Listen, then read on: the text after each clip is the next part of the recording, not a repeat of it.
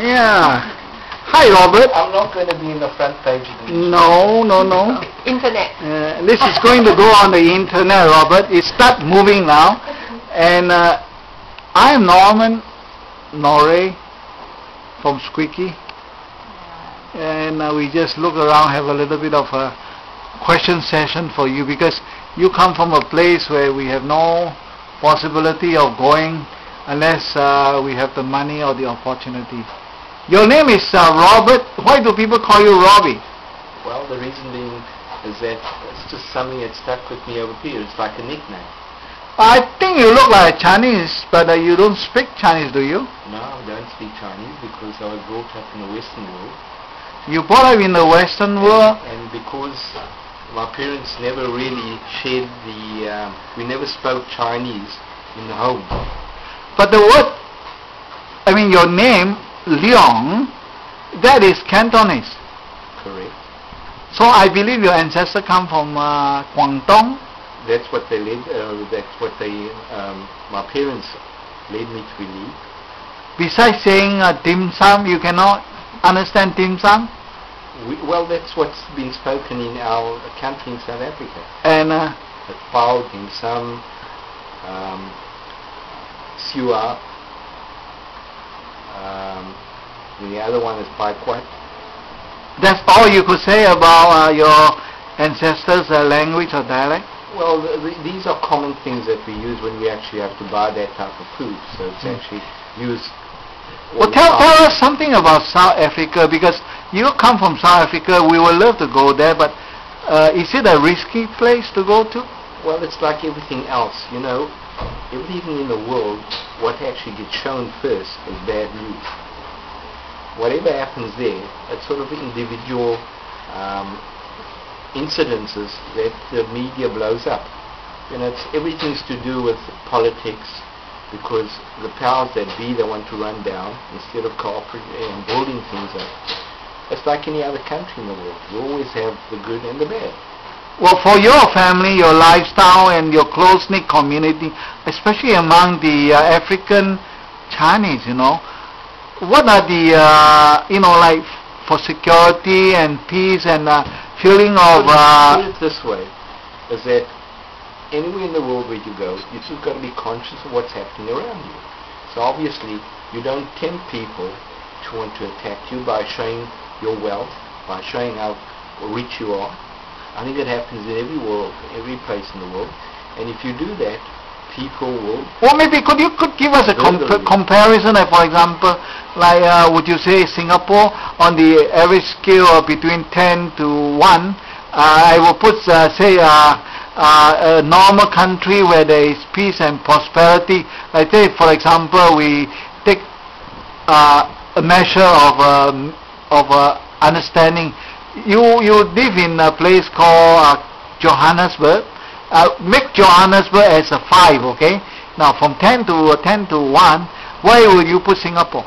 Well, you must realize one thing. To try and have you been to Singapore for long, by the way? No, I've just been here for a day. What's your first impression for safety Well, from the knowledge I've had and from people actually visiting here, they say this is a very safe and honest country, where people don't steal, people don't interfere with you, and you can leave your things down, and somebody will actually attempt to get it back to you, valuables and things like that.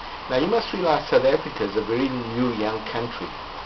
The Singapore compared to South Africa, Singaporeans, there's more educated Singaporeans than in South Africa, and because of the past history of South Africa, there are more uneducated people and unskilled people than educated and skilled people. When you're looking at a population of 40 million, and you have 40 million 40 people. million people, of which about 5 to 6 million people are the breadwinners of the country.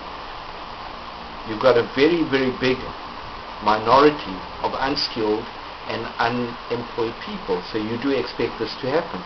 And until such time as the whole country become wealthy and they can provide employment for these people, which we are doing at the moment, it just takes time, this will in time be overcome. So, I mean, I hope you don't mind, but let's say put on that scale of from 1 to 10, would you say for education-wise and for, freedom-wise and for people having property and money-wise, wealth-wise, those three categories, would you put money, wealth, and education, these are the greater need for Africa, or? Well, put it this way. It's not necessarily the money, the wealth, and the property that's so important. It's the people's thinking. They've got to get a sense of security. They've got to get a sense of value that they are adding to the wealth of the country, and where they can provide means and food and assistance to their own family. Because when you've got a family, you've got to have means to put food on the table. And obviously, because the uneducated people, they can't get the skills to get jobs that will help them do that. So you would say a large majority of population of the South African need education. Correct. And until such time when education become a full-blown, like in Singapore, African is still behind on the South African are behind on that education. As far as education is concerned, that's very important. How about money and wealth, car and? Well, the whole thing is that you can have that. But the whole thing is that, can you imagine giving money, wealth, and a house to an uneducated person? Oh, of course not, because they would not use it. Yeah, the responsibility of kids. But more than that, would it be true to say that Africans are more freer as a nation to do now that they have been separated from the old system of apartheid, or what they would call it? This way, the laws that be right now support the freedom of the African right now, and they have more freedom right now, although systems takes time to overcome certain systems that have been developed over years. But they are free. They're able to go anywhere they want to go right now. They're able to own property. They're able to own businesses.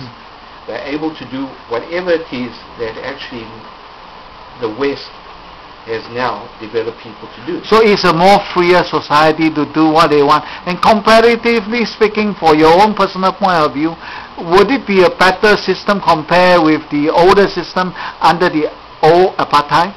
Well, put it this way. At least the system in place right now enables most people to actually earn a living.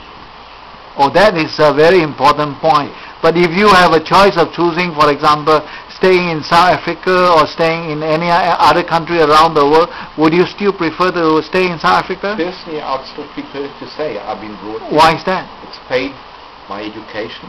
It's paid for my lifestyle right now. And why should I actually turn my back on that? No, it's basically what you're trying to say is just because you have a bit of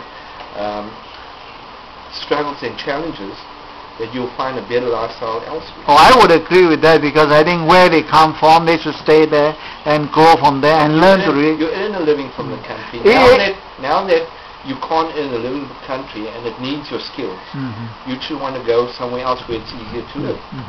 So, Robert, professionally, what are you, a businessman, a career man, or a job? Professionally, I'm a highly qualified slave. I work for people. Oh, excuse me. I won't necessarily say that you are a slave, but you are a very smart and enterprising businessman with a sharp eye for opportunity. As we walk and talk along today, I really enjoy you, Robert, and I hope you can come back to Singapore again, and maybe one day we'll go and visit you in your place where you have a big mansion and a car and a key that you're going to give to us, and you promise you're going to let me drive, right? Surely. I mean, this is what our sharing God's in the Jesus believers. The whole thing is that whatever I have is not mine. It's only mine to use. It might be in my name, but it all belongs to God. Yeah, I've respected your philosophy and your belief in God and your Christianity. Myself too, I'm a Christian. What I'm just saying is for the audience, we like to make feel at home whenever we go to places. And Singapore, being a great travelers and roamers, getaway places like South Africa has been always a place for us to go, and it's new. So that's what you have a few words to say before you go here. I always say to people God created this whole world.